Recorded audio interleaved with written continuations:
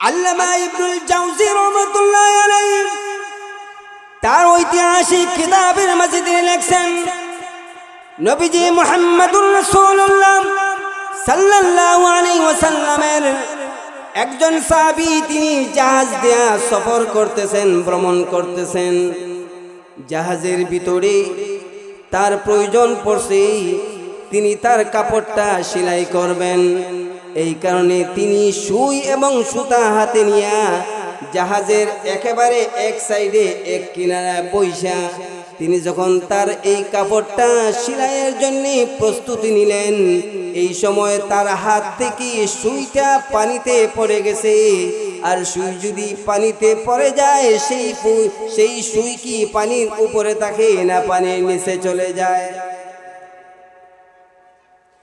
আল্লামা ইবনুল জাওজি রাহমাতুল্লাহি আলাইহি বলেন, নবীর সাহাবী তার হাত থেকে যখন সুইটা পানিতে পড়ে গেছে, পানিতে পড়ে যাওয়ার সাথে সাথে সুইটা পানির নিচে চলে গেছে।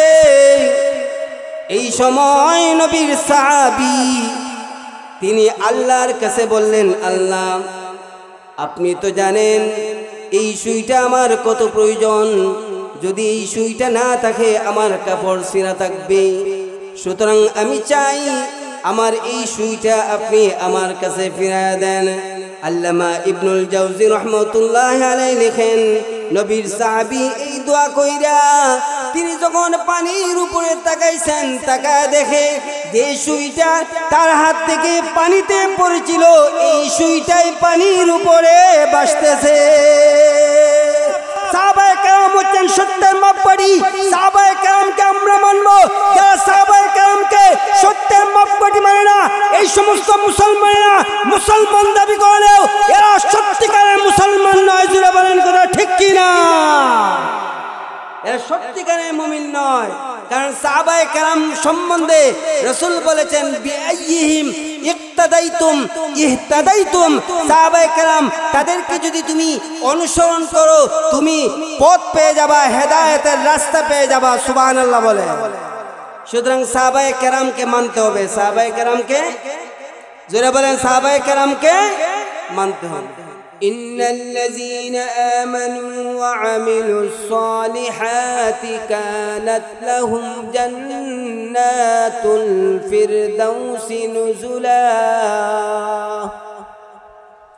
আল্লাহ তাআলা বলেন, নিশ্চয় যারা ঈমান এনেছে, ওয়া আমিলুস সালিহাতি এবং বিশুদ্ধ আমল করেছে, আল্লাহ রাব্বুল আলামিন বলেন, কানাত লাহুম জান্নাতুল ফিরদাউসি নুজুলা। এই সমস্ত ঈমানদারদেরকে জান্নাতুল ফিরদাউসের মেহমান বানাবেন, জান্নাতুল ফিরদাউসের মালিক বানাবেন, জান্নাতুল ফিরদাউসে অভ্যর্থনার ব্যবস্থা করবেন। জান্নাতুল ফিরদাউস তাদেরকে ডাকতে থাকবে, আসো আমার এই জান্নাতে আইসা প্রবেশ করো। একবার জোরে সুরে বলেন সুবহানাল্লাহ। তাইলে আয়াতের অর্থ যদি বুঝে থাকেন, আয়াতের অর্থ যদি বুঝে থাকেন, তাইলে বলেন তো ভাই, জান্নাতুল ফিরদাউসে অভ্যর্থনা পাওয়ার জন্য, জান্নাতুল ফিরদাউসের মালিক হওয়ার জন্য, জান্নাতুল ফিরদাউস যে আপনাকে ডাকবে, সেই ডাকার জন্য আপনাকে কাজ করতে হবে দুইটা।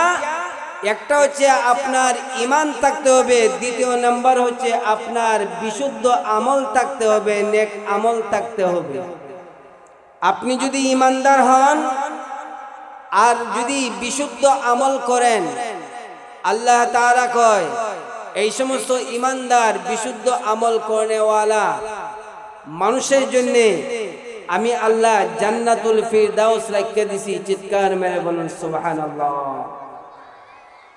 না না না, এটার পাওয়ার এত কম হইল। এই কারণে ঈমানদার যারা, তারা ভাগ্যবান, যারা মুমিন তারা ভাগ্যবান। আবার ঈমানদারদের মধ্যে থেকে যারা নেক আমল করেওয়ালা, যারা নেক আমল করে, তারা আরো বেশি ভাগ্যবান। কারণ ঈমান থাকলেই আপনি জান্নাতে যাইবেন ঠিক, কিন্তু জান্নাতে যাইবেন জাহান্নামের আগুনের শাস্তি পায়া, জাহান্নামে ফিডা খাইতে খাইতে কোন দিন জান্নাতে যাইবেন এটার কি নাই, কোনো হিসাব নাই। এই কারণে আপনি যদি মনে করেন আমি তো ইমানদার, আমি মুমিন, আমি জান্নাতে একবার না একবার যাবই, এ ভাই আপনি তো জান্নাতে যাইবেন, জাহান্নামের শাস্তি বুক করতে করতে কোন দিন যাইবেন তার কোনো গ্যারান্টি নাই। জোরে বলেন কথা ঠিক কিনা? আরো জোরে বলেন কথা ঠিক কিনা? এই কারণে ইমানদার যারা মুমিন, যারা নেক আমল করেওয়ালা, তাদের জন্য সুসংবাদ, আল্লাহ তাআলা তাদেরকে জান্নাতুল ফিরদাউসের মালিক বানাবেন, জান্নাতুল ফিরদাউসের মেহমান বানাবেন। সুতরাং যারা ইমানদার, যারা নেক আমল করেওয়ালা, তাদের ভয় নাই, তাদের কোনো চিন্তা নাই। তাদের কেন চিন্তা থাকবে? ইমানদারে আবার চিন্তা কিসের? ইমানদারের টেনশন কি? ইমানদার সে নেক আমল করেওয়ালা, তার কোনো ভয় নাই, তার কোনো টেনশন নাই। কারণ জান্নাতুল ফিরদাউসের মেহমান হওয়ার জন্য জান্নাতুল ফিরদাউস তার জন্য অপেক্ষা করবে। জোরে বলেন সুবহানাল্লাহ। এই কারণে ইমানদার নেক আমল করেওয়ালা, যদি আপনার ঈমান থাকে, আপনি যদি নেক আমল করেন, আপনার লাভটা কি? আপনার লাভটা কি হবে? লাভ আছে না? জোরে বলে মুরব্বি, ও চাচা, লাভ আসেনি? এরা বুঝে না তো, ওয়াজ তো বুঝে না আপনি।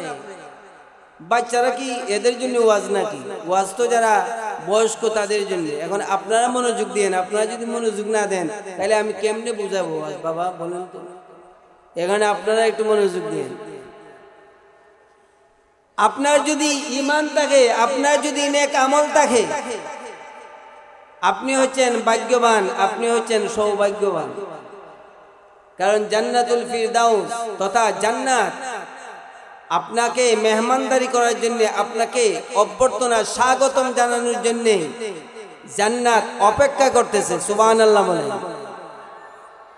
সুতরাং ইমানদার এবং নেক আমল করেওয়ালা যারা হবে, ঈমান আনার পরে যারা সৎকর্ম করবে, নামাজ পড়া এটা নেক আমল, রোজা রাখা নেক আমল, হজ করা নেক আমল, যাকাত দেওয়া নেক আমল, মিথ্যা কথা বলা নেক আমল।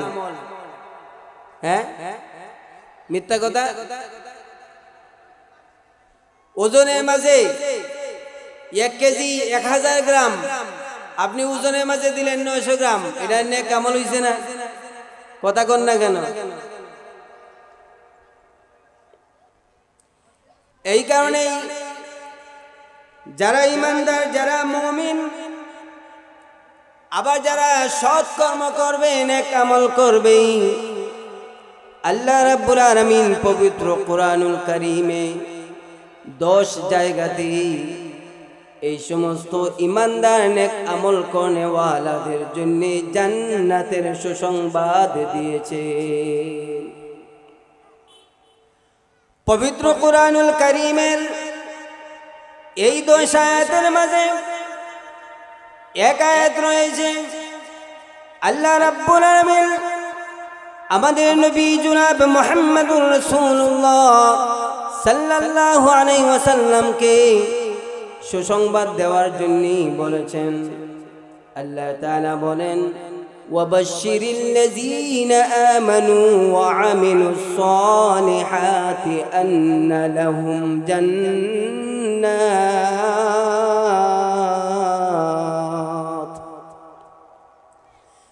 জান্নাতিন তাজরি মিন তাহতিহাল আনহার কুল্লামা নুযিকু মিনহা মিন সামারাতির রিজকা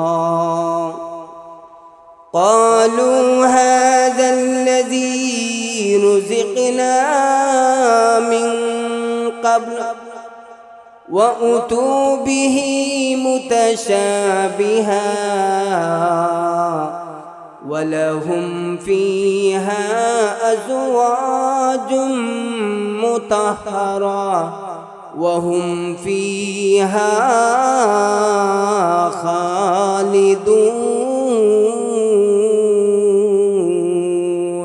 জোরে বলুন আল্লাহু আকবার। আল্লাহ রাব্বুল আলামিন পবিত্র কুরআনুল কারীমের সূরাতুল বাকারাতে বলেছেন, ওগো নবী আপনি সুসংবাদ দিন, ওয়াবাশশিরিল্লাযীনা আমানু ওয়া আমিলুস সালিহাতি আন্না লাহুম জান্নাত। আপনি সুসংবাদ দেন যারা ঈমান এনেছে এবং নেক আমল করেছে, বিশুদ্ধ আমল করেছে, আমি আল্লাহ তাদেরকে জান্নাতের মালিক বানায় দিব।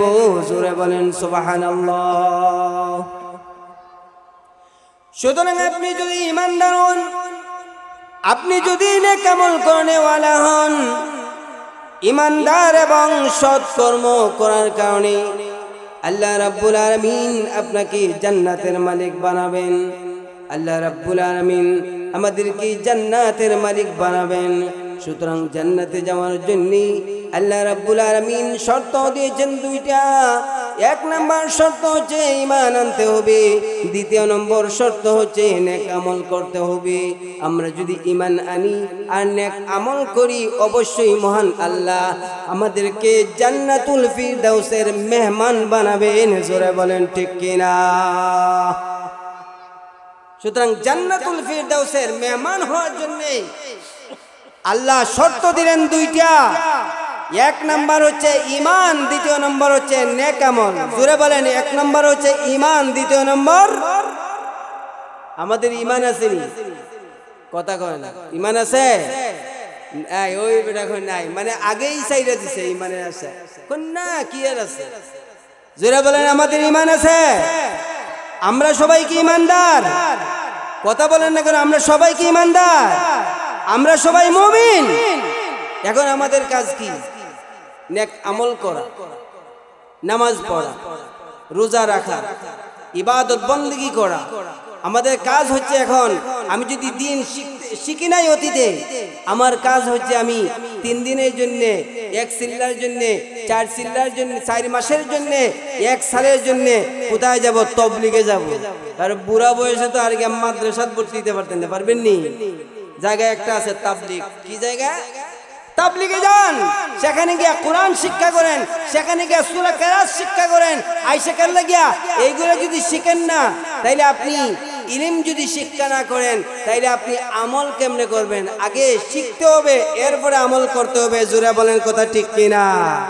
আরো জোরে বলেন কথা ঠিক কিনা?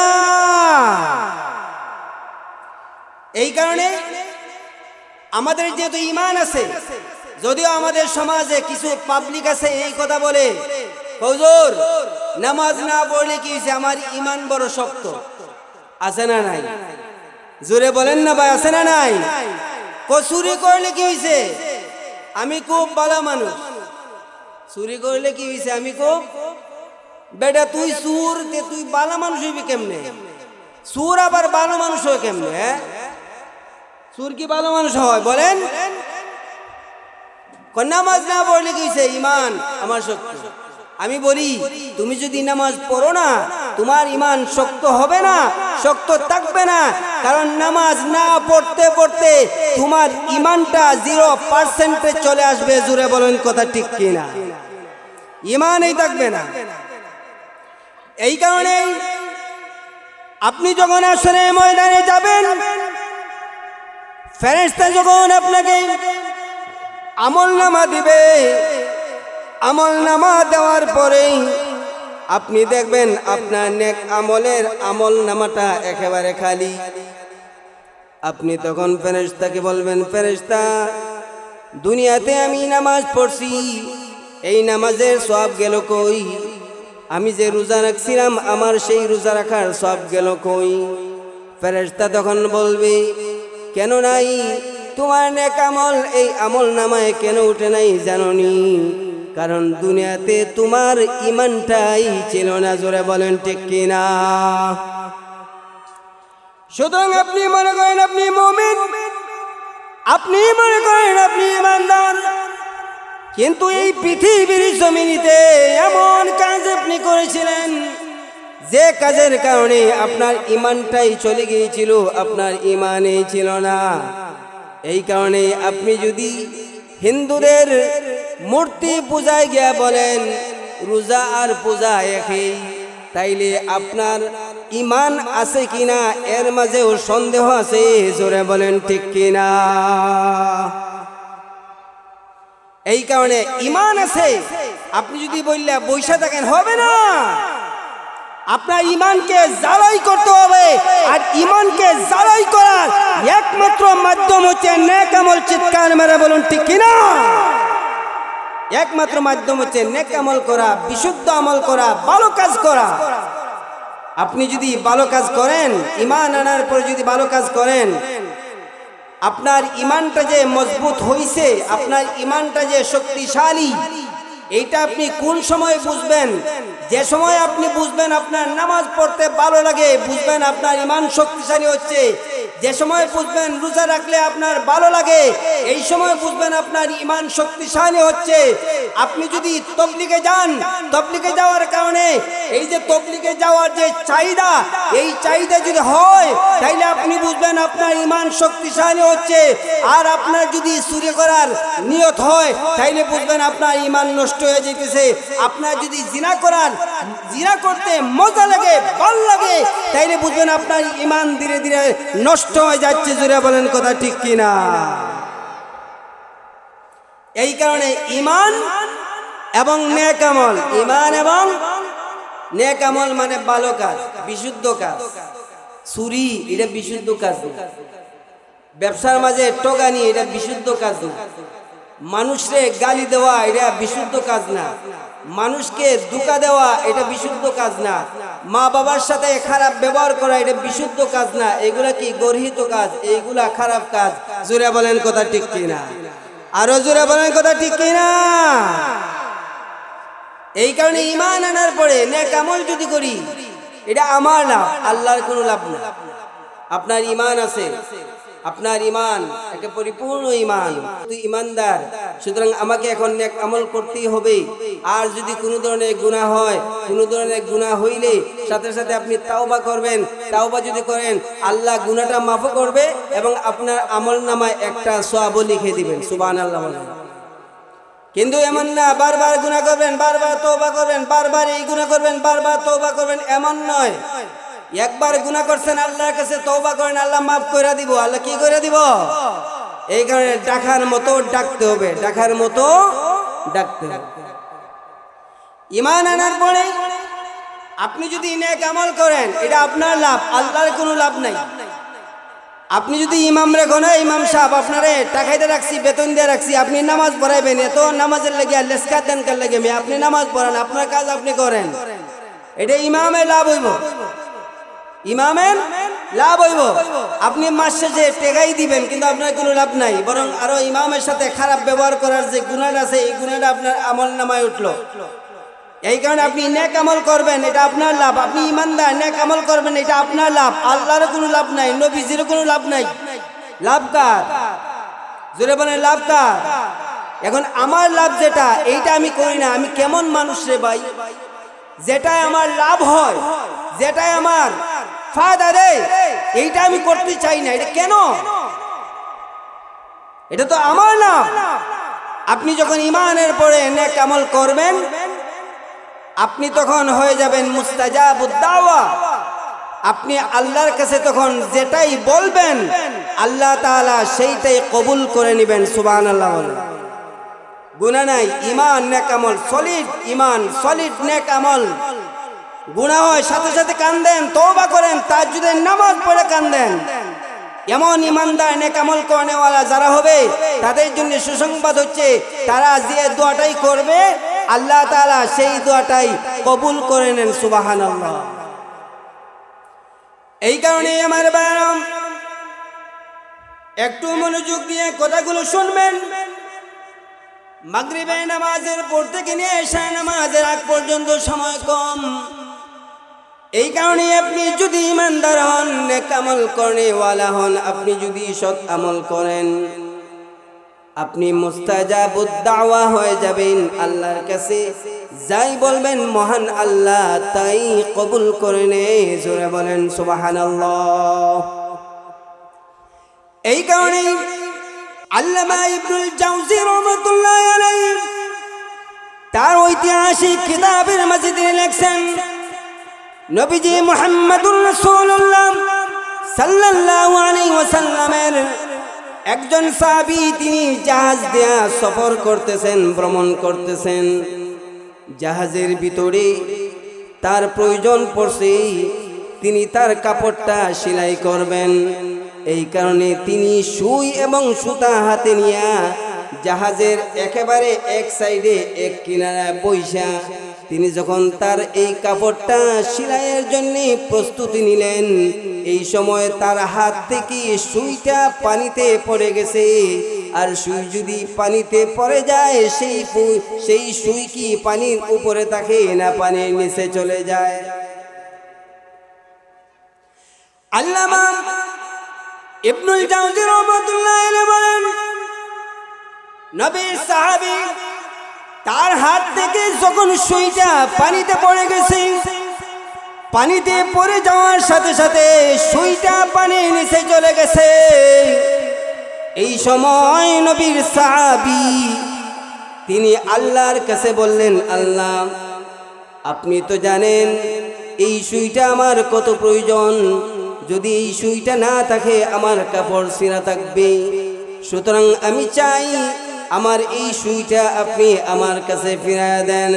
আল্লামা ইবনুল জাওজি রাহমাতুল্লাহি আলাইহি লেখেন, নবীর সাহাবী এই দোয়া কইরা তিনি যখন পানির উপরে তাকাইছেন, তাকায় দেখে যে সুইটা তার হাত থেকে পানিতে পড়েছিল, এই সুইটাই পানির উপরে ভাসতেছে। সাহাবায়ে কেরাম হচ্ছেন সত্যের মাপকাঠি। সাহাবায়ে কেরামকে আমরা মানব। যারা সাহাবায়ে কেরামকে সত্যের মাপকাঠি মানে না, এই সমস্ত মুসলমানেরা মুসলমান দাবি করলেও এরা সত্যিকারের মুসলমান নয়। জুড়ে বলেন কথা ঠিক কিনা? এরা সত্যিকারের মুমিন নয়। কারণ সাহাবায়ে কেরাম সম্বন্ধে রাসূল বলেছেন, বিআইয়িহিম ইক্তাদাইতুম ইহতাদাইতুম। সাহাবায়ে কেরাম তাদেরকে যদি তুমি অনুসরণ করো, তুমি পথ পেয়ে যাবা, হেদায়েতের রাস্তা পেয়ে যাবা। সুবহানাল্লাহ বলে। সুতরাং সাহাবায়ে কেরামকে মানতে হবে। সাহাবায়ে কেরামকে, জোরে বলেন, সাহাবায়ে কেরামকে মানতে হবে। এই কারণে আপনার যদি ঈমান থাকে, আপনি যদি নেক আমল করেন, এটা আপনার লাভ। আপনি মুস্তাজাবুদ দাওয়া হয়ে যাবেন। আপনি আল্লাহর কাছে যেটাই চাইবেন আল্লাহ সেটাই কবুল করবেন।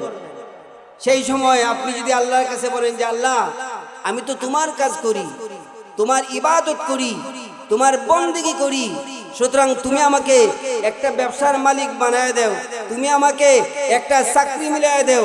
আপনি বলতে পারবেন নিষেধ না, আল্লাহ তাআলা নিষেধ দেন নাই।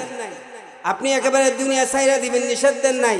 বরং বন্দেগীর সাথে আপনি দুনিয়ার কাজও চালান, বন্দেগীর সাথে দুনিয়ার কাজও চালান। এই কারণেই তো আল্লাহ বলছেন যে জুম্মার নামাজ যখন শেষ হয়ে যায়, ইজা নুদিয়া লিসসালাতি মিন ইয়াউমিল জুমআ, জুম্মার নামাজ যখন শেষ হয়, ফাসআউ ইলা যিকরিল্লাহ, তোমরা আল্লাহর জিকিরের দিকে মানে নামাজের দিকে যাও। ফাইজা কুদিয়াতিস সালাহ, জুম্মার নামাজ যখন শেষ হয় তখন তোমরা বাইরে যাও। ওয়াবতাগু মিন ফাদলিল্লাহ, আল্লাহর ফজল তালাশ করো, মানে আল্লাহর রিজিক তালাশ করো। এখন আপনি চাকরি করলে চাকরিতে যাইবেন, ব্যবসা করলে আপনি ব্যবসাতে যাইবেন। আল্লাহ নিষেধ দেয় নাই। এই কারণেই তো আল্লাহ তাআলা কোরআন শরীফে সূরাতুল বাকারা বলেছেন, এই সমস্ত ঈমানদারদেরকে আমি সবচেয়ে পছন্দ করি যারা এমনি ভাবে দোয়া করে, রব্বানা আতিনা ফিদ দুনিয়া হাসানা ওয়া ফিল আখিরাতি হাসানা ওয়া কিনা আযাবান নার। যারা এইভাবে দোয়া করে, আল্লাহ আমারে তুমি দুনিয়ার কল্যাণ দেও, আমারে তুমি আখিরাতের কল্যাণ দেও। আল্লাহ তাআলা বলেন, যারা দুনিয়ার কল্যাণ এবং আখিরাতের কল্যাণ পেয়ে যায়, ওই যে ফাকিনা আযাবান নার, জাহান্নামের আগুন থেকে বাঁচাও। আল্লাহ বলেন, দুনিয়ার কল্যাণ আখিরাতের কল্যাণ পাইলেই তুমি জাহান্নামের আগুন থেকে বাঁচতে পারবে। জোরে বলেন সুবহানাল্লাহ। তাইলে আল্লাহ দুনিয়া ছাড়তে বলছে, কথা বলেন, দুনিয়া ছাড়তে বলছে।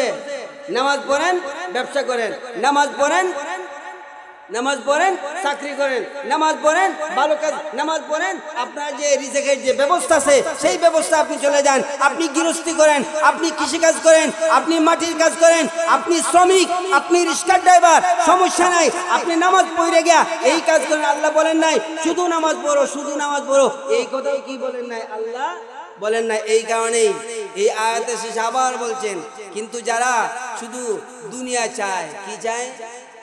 জোরে বলে কি চায়? শুধু বলে আল্লাহ আমার তুমি একটা চাকরি দাও, নামাজ এক ওয়াক্ত পড়ে নাও, সারা মাসে একটা রোজাও রাখে না, শুধু বলে দুনিয়া দাও, দুনিয়া দাও। আমার আল্লাহ ডাক দিয়ে বলে হ্যাঁ, তুমি যখন দুনিয়া চাইছো আমি আল্লাহ তোমাকে দুনিয়া দেব, কিন্তু আমা লাহু ফিল আখিরাতি মিন খালাক। আল্লাহ বলেন বান্দা দুনিয়া চাইলে আমি আল্লাহ তোমাকে দুনিয়া দিব, কিন্তু পরকাল পাইবা না। দুনিয়া পাইবা ঠিক, পরকাল পাইবা না। এই কারণে এই আয়াতগুলোর মাধ্যমে এই কথাটাই প্রমাণ হয়ে যায়, আমার আল্লাহ শুধু দুনিয়ার জন্য পাগল হওয়ার জন্য বলেন নাই, আর শুধু আখিরাতের জন্য পাগল হওয়ার জন্যও বলেন নাই। বলছেন দুনিয়া আখিরাত একসাথেই নিয়ে চলো। তুমি নামাজ পড়বা, আবার তুমি তোমার চাকরিতে যাইবা, নামাজ পড়বা, তুমি তোমার ব্যবসা বাণিজ্য করবা, নামাজ পড়বা, তুমি শ্রমিক, তুমি কৃষিকাজে যাইবা। আমার আল্লাহ শুধু আখিরাতের জন্য আমাদেরকে বানান নাই, বরং আমাদেরকে দুনিয়া নিয়ে আখিরাতের কাজ করতে হবে। জোরে বলেন ঠিক কিনা? কিন্তু এরপরে ওই পৃথিবীতে এমনও ইমানদার আছে, এমনও মুমিন আছে যারা দুনিয়ার ঝামেলার কারণে, ব্যবসা বাণিজ্য করার কারণে,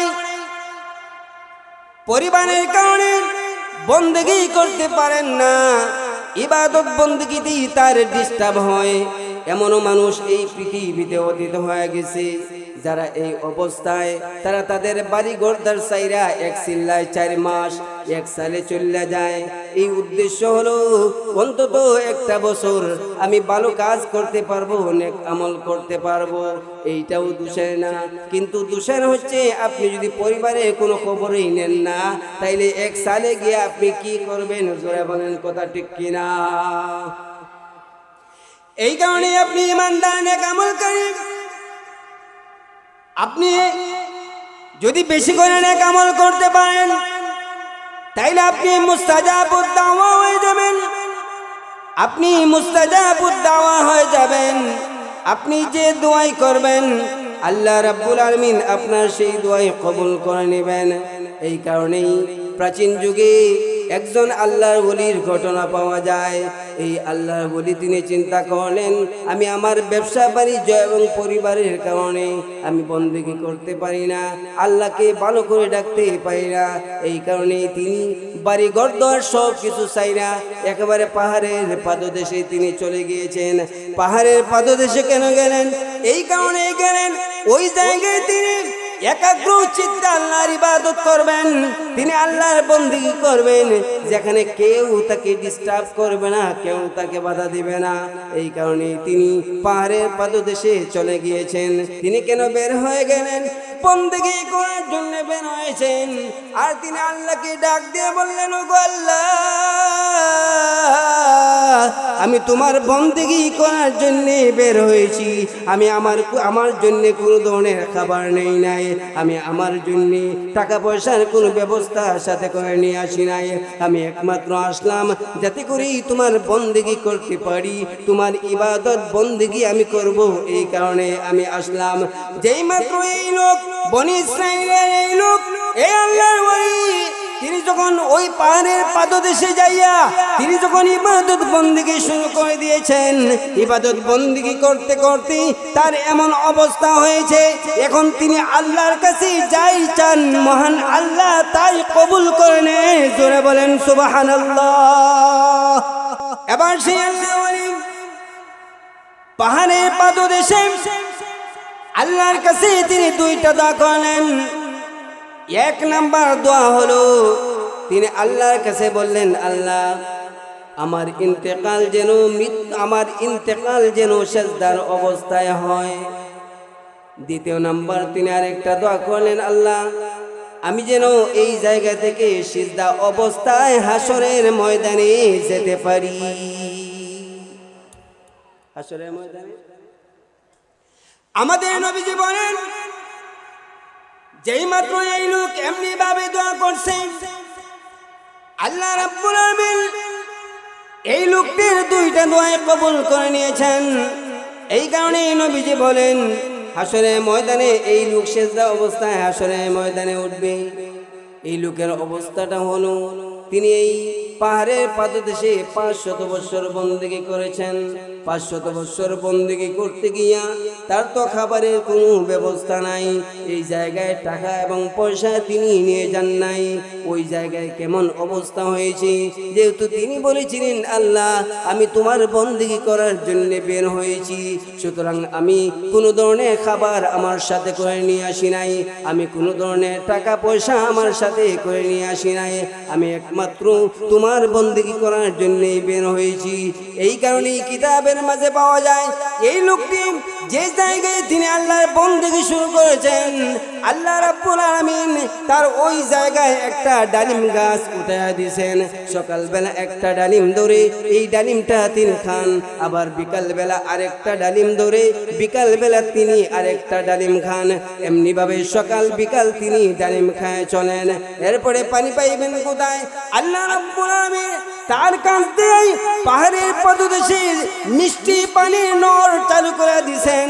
সকালে একবার ডালিম খাইয়া ওই জায়গা থেকে তিনি পানি পান করেন, আবার বিকালবেলা আরেকটা ডালিম খাইয়া ওই জায়গা থেকে তিনি পানি পান করেন। এমনি ভাবে একাধারে 100-200 বছর না, একাধারে তিনি 500 বছর আল্লাহর বন্দেগী করেছেন। আল্লাহর বন্দেগী করার পরে আমাদের নবী বিশ্ব নবী রাহমাতুল লিল আলামিন বলেন, এই লোকটি যখন হাসরের ময়দানে সিজদার অবস্থায় উঠবে, আমার আল্লাহ ওই লোকটিকে ডাক দিয়ে বলবেন, যাও আমি আল্লাহ তোমাকে আমার রহমান নামের খাতিরে জান্নাত দিয়ে দিলাম। জোরে বলেন সুবহানাল্লাহ। এই লোকটি তখন মনে মনে বলবে, মনে মনে সে বলতে থাকবে, আমি তো পাহাড়ের পাদদেশে 500 বছর পর্যন্ত বন্দেগী করেছি, অন্য বন্দেগীর কথা বাদেই দিলাম। এই বন্দেগীগুলা একেবারে নিরেট বন্দেগী ছিল। এই বন্দেগীর মাঝে তো কোনো ধরনের বেজাল বন্দেগী ছিল না। একেবারে আল্লাহকে ডাকছি, আল্লাহর জন্য বন্দেগী করছি। আল্লাহ দি কয় রহমান নামের খাতিরে জান্নাতে যাওয়ার লাগা, আল্লাহ দি কথা বলে না 500 বছরের বন্দেগী করছো, এই কারণে তুমি জান্নাতে চলে যাও। তার মনে কমন আল্লাহ যেহেতু জানেন, আল্লাহ তাআলা সেই দিন ফেরেশতাকে বলবে, ফেরেশতা এই লোকটিকে জাহান্নামের চতুর্দিকে একটু ঘুরায় নিয়ে আসো, দেখো জাহান্নামের ভিতরে ফালায় না। জাহান্নামের ভিতরে ফালাইলে তো এমনি শেষ। জোরে বলেন ঠিক কিনা? শুধু জাহান্নামের চতুর্দিকে একটু ঘুরায় নিয়ে আসো। যেই মাত্র তাকে জাহান্নামের চতুর্দিকে একবার চক্কর দেওয়াইব, একবার যখন ঘুরায় লইব, তখন তার জাহান্নামের আগুনের যে তাপ, যে তেজ, এই তেজে তার গলা তৃষ্ণায় পানির পিপাসায় মনে হবে যে পাইটা যাইতেছে। এবার সে আল্লাহকে বলবে, আল্লাহ পানি দাও, পানি দাও, আমার গলা এবং কলিজা ফেটে যাইতেছে, জাহান্নামের আগুনের তাপ আমার সহ্য হচ্ছে না, আমার বরদাস্ত হচ্ছে না।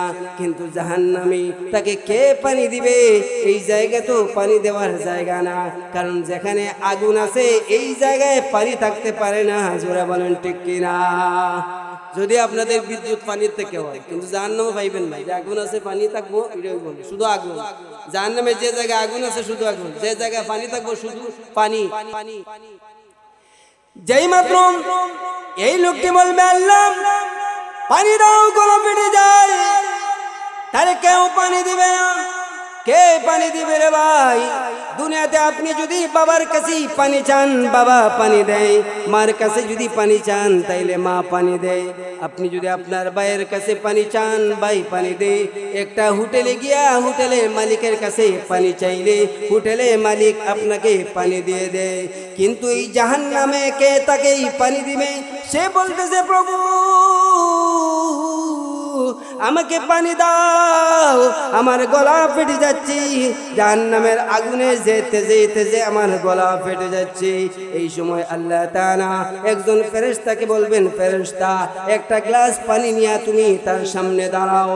যেই মাত্র ফেরেশতা একটা গ্লাস পানি নিয়ে তার সামনে দাঁড়াবে, মনে হয় যেন পানি থেকে বাষ্প উঠতেছে, মনে হয় যেন এখনই ফ্রিজ থেকে আনা হয়েছে। এইরকম ঠান্ডা পানি যখন দেখবে, সেই লোকটি তখন ডাক দিয়ে বলবে, ফেরেশতা আমাকে এক গ্লাস পানি দিয়ে দাও, জাহান্নামের আগুনের পাওয়ারে আমার গলা শুকায় গেছে, সুতরাং একটা গ্লাস পানি তুমি আমাকে দিয়ে দাও। ফেরেশতা তখন বলবে, ওরে আল্লাহর বান্দা, এই জায়গা হচ্ছে পরকাল, পরকালে এমনিতেই তুমি কিছুই পাইবা না, যদি তুমি আমাকে কিছু দাও তাইলেই তোমাকে এক গ্লাস পানি আমি দিতে পারি।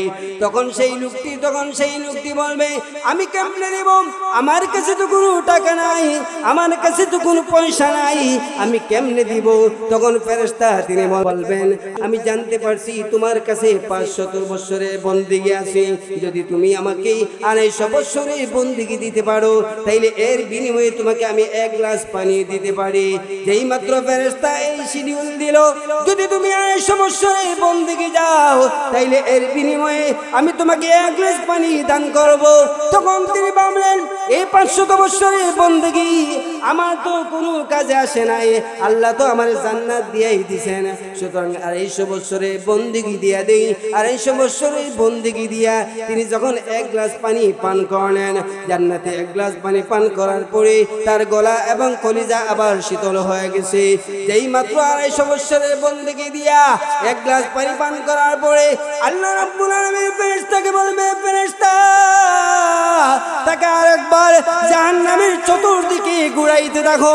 যেই মাত্র আরেকবার জাহান্নামের চতুর্দিকে ঘুরাবে, ঘুরানোর কারণে আবার তার কলিজায় পানির পিপাসা লাগবে, তার গলা ফেটে যাইতেছে। সে আবার বলবে, আল্লাহ পানি দাও, আমার গলা কলিজা ফেটে যাচ্ছে, আমাকে পানি দাও। আল্লাহ কোনো জবাব দিবেন না। ওই সময় তিনি আবার তাকায় দেখবেন একজন ফেরেশতা এক গ্লাস পানি হাতে নিয়ে দাঁড়ায় আছে। সে তখন এই ফেরেশতাকে বলবেন, ফেরেশতা আমার এক গ্লাস পানি দিয়া দাও। ফেরেশতা তখন বলবেন, রে আল্লাহর বান্দা, এইটা পরকাল, দুনিয়া না। দুনিয়াতে কারো কাছেই তুমি পানি চাইলে তোমাকে এমনিতেই দিয়ে দেয়, কিন্তু এইটা পরকাল, বিনিময় যদি না দাও তোমাকে এক গ্লাস পানি কেউ দিবে না।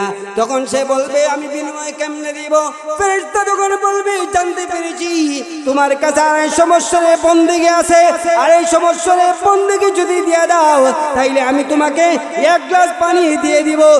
আমার এই 250 বছরের বন্দেগীর তো আর কোনো প্রয়োজন নাই, তাইলে 250 বছরের বন্দেগী দিয়া দেয়। 250 বছরের বন্দেগী দিয়া তিনি আরো এক গ্লাস পানি যখন পান করেন, আল্লাহ তাআলা ফেরেশতাকে বলবেন, এই বান্দারে আমি আল্লাহর কাছে আবার নিয়ে আসো। আমি আপনাদের কাছ থেকে জানতে চাই, যে লোকটি বলেছিল 500 বছরের বন্দেগীর মাতেই নাই, এই লোকটির 500 বছরের বন্দেগী আছে না গেছে? আছে না গেছে? জোরে বলে, আছে না গেছে? কয় গ্লাস? মাত্র বলেন, মাত্র 2 গ্লাস। বন্দেগী কত? এখন আপনি এরা কি এত বছর বাঁচত? এটা মনে হুজুর বানায় কইতেছে না, এরা হাজার হাজার বছর পাইতো, লম্বা লম্বা হায়াত পাইতো, লম্বা হায়াত। আপনি আমি তো 60 বছরে গাল টাল কুচ হইয়া শেষ, বেড়া 30 বছরের বয়সে দাড়ি চুল সব সাদা হইয়া, তার বাবার চুল দাড়ি সাদা হয়েছে না, তার চুল এবং দাড়ি সাদা হয়ে গেছে। জোরে বলেন, এই সমাজে এমন মানুষ আছে না নাই? আরো জোরে বলেন, আছে না নাই? আমরা হায়াত পাই 60 বছর 70 বছর, কিন্তু প্রাচীন যুগের মানুষেরা তার হায়াত পাইতো হাজার হাজার বছর। হযরতে নূহ আলাইহিস সালামে ঈমানের দাওয়াতই দিয়েছেন মাত্র 950 বছর না, আরো আস্তে আস্তে সুবহানাল্লাহ। প্রাচীন যুগের মানুষেরা হাজার হাজার বছর হায়াত পাইতো, হাজার হাজার বছর। এই কারণে আমার ভাইরা, আল্লাহ রাব্বুল আলামিন সেই দিন ফেরেশতাকে বলবেন, ফেরেশতা এই লোকটিকে আমার কাছে নিয়ে আসো। যেই মাত্র এই লোকটিকে ফেরেশতা আল্লাহর কাছে নিয়ে আসবেন, এবার সেই লোকটি বলবে, ফেরেশতা তুমি না আমারে জান্নাতের ভিতরে নিয়ে যাইবা, আল্লাহ তো আমার জান্নাত দিয়ে দিয়েছেন, চলো জান্নাতের দিকে। কই না না, ওই তো না, আগে আল্লাহর সাথে যে ডিউটি আছে ওইটা আগে শেষ দিতে হইব। এরপরে আল্লাহ আবার ডাকছে। আল্লাহ কি জোরে বলে আল্লাহ দেখছে না, এমপি কার্ড আনবার লাগিয়া ডাকলে পাগল হয়ে যায়, ঠিক না? আর এখানে এমপিরা ডাকবো না আল্লাহ ডাকবো? কে ডাকবো? না না না, জান্নাতে এখন নাম, চলো আল্লাহর কাছে। যেই মাত্র তাকে আল্লাহর কাছে নিয়ে আসবেন, আল্লাহ রাব্বুল আলামিন তখন বলবেন, ও বান্দা, তোমার 500 বছরের বন্দেগী কোথায়? 2 গ্লাস পানি বিনিময়ে 500 বছরের বন্দেগী দিছো। ওই যে পাহাড়ের পদদেশে 500 বছরের বন্দেগী করছিলা, আমি আল্লাহ সকাল বিকাল তোমাকে জান্নাতের ডালিম খাওয়াইছি। জান্নাতের পানি দিনে রাত্রে কতবার তুমি খাইছো, এই সবগুলার হিসাব যদি না দিতে পারো তাইলে জান্নাতে যাইতে পারবা না। এখন সে বলবে, আল্লাহ এই 500 বছরের বন্দেগী দিয়া জান্নাতে যাওয়ার কোনো প্রয়োজন নাই, তোমার রহমান নামের খাতিরেই আমি জান্নাতেই যাইতে চাই। আমার দেন তাড়াতাড়ি দেন, জান্নাতে যাইতে চাই। সারাটা ঘটনা বললাম এই কারণে আপনাদের লাভ হবে, উপকার হবে। কিন্তু আমার উদ্দেশ্য হলো, আপনি যখন ইমানের পাশাপাশি নেক আমল করবেন, ইমানের পাশাপাশি যদি আপনি বিশুদ্ধ আমল করেন, এইটা আল্লাহর লাভ না, এটা নবীজির লাভ না। এই লাভ হচ্ছে আপনার ইমান আনার পরে আপনি নেক আমল করলে, গুনাহ হয়ে গেলে আল্লাহর কাছে তাওবা করতে পারলেই আপনি মুস্তাজাবুদ দাওয়া হয়ে যাবেন। আপনি যে দোয়াই করবেন আল্লাহর কাছে সেই দোয়াই কবুল হয়ে যাবে। সেই দোয়াই কি হবে? এই কারণে আমাদের ইমান আছে। আমাদের কি আছে? আমাদের ইমান কচু পাতার পানির মতো না, যে ধাক্কা দিলেই যাইব। ধাক্কা দিলেই, জোরে বলেন, ধাক্কা দিলেই যাইব। এমন নি বাংলাদেশের মুসলমানেরা, তারা ইমানওয়ালা, তারা শক্তিশালী মুসলমানের অধিকারী। আমাদের বাংলাদেশের মুসলমানেরা তারা সবকিছু ছাইরা দিতে পারে, কিন্তু তারা ইমান ছাড়তে পারে না। যার জ্বলন্ত প্রমাণ হচ্ছে এই এশিয়া উপমহাদেশের মাঝে বাংলাদেশই হচ্ছে এমন একটা দেশ, যে দেশে 92% মানুষ মুসলমান। যে দেশে 92% মানুষ। আমাদের এই দেশে হিন্দুদের স্বাধীনতা আছে, আমাদের এই দেশে খ্রিস্টানদের স্বাধীনতা আছে, আমাদের এই দেশে ইহুদিদের স্বাধীনতা আছে, আমাদের এই দেশে বৌদ্ধদের স্বাধীনতা আছে। যদি আমরা মুসলমানেরা অন্য দেশে আমাদের স্বাধীনতা নাই, কিন্তু আমাদের এই সোনার বাংলায় অন্যান্য ধর্মের মানুষদের স্বাধীনতা আছে। জুড়ে বলেন কথা ঠিক কিনা? আমরা সব ধর্মের স্বাধীনতা দিয়েছি, কিন্তু এর মানে এই নয় আমার ইসলামকে, আমার ইমানকে তুমি ধ্বংস করবা, সেই সময় তোমার ধর্মের স্বাধীনতা আমার কাছে থাকবে না। আমার রসুলকে তুমি গালি দিবা, সেই সময় তোমার ধর্মের স্বাধীনতা আমার কাছে থাকবে না। আমার মাদ্রাসা মসজিদ বন্ধ করে দিবা, সেই সময় আর তোমার ধর্মীয় স্বাধীনতা আমার কাছে থাকবে না। আমার কাছে তখনই থাকবে যখন তোমার কাছে আমার ইসলাম নিরাপদ, যখন তোমার কাছে আল্লাহ নিরাপদ, যখন তোমার কাছে মাদ্রাসা মসজিদ দাওয়াতে তাবলীগ নিরাপদ হবে। জুড়ে বলেন কথা ঠিক কিনা? এই কারণে আল্লাহ তাআলা বলেন, ইন্নাল্লাযীনা আমানু ওয়া আমিলুস সালিহাতি কানাত লাহুম জান্নাতুল ফিরদাউসি নুজুলা। আল্লাহ তাআলা বলেন, ওগো নবী, আপনি ইমানদারদেরকে জানায় দেন, নিশ্চয় যারা ঈমান এনেছে এবং বিশুদ্ধ আমল করেছে, কানাত লাহুম জান্নাতুল ফিরদাউসি নুজুলা। আল্লাহ তাআলা বলেন, এই সমস্ত মানুষদেরকে মহান আল্লাহ জান্নাতুল ফিরদাউসের মেহমান বানায় দিবেন, মালিক বানায় দিবেন। জোরে বলেন সুবহানাল্লাহ।